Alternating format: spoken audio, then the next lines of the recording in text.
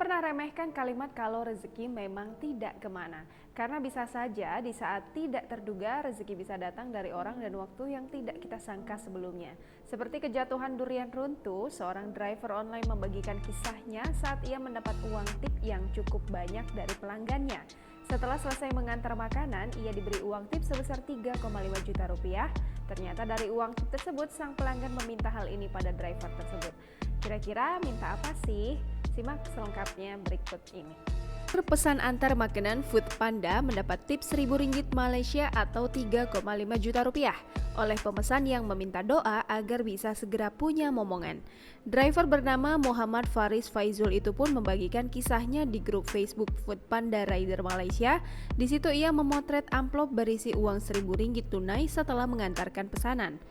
Keberuntungan Faris bermula saat pemesan menyuruhnya menaruh makanan di atas meja teras, lalu mengambil amplop di bawah mangkuk. Faris pun mengikuti instruksinya dan terkejut saat melihat segepok uang di dalam amplop.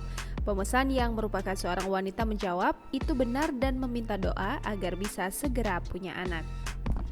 Faris lalu menutup captionnya dengan menulis, "Saya meminta kepada semua teman driver saya untuk mendoakannya agar segera punya anak."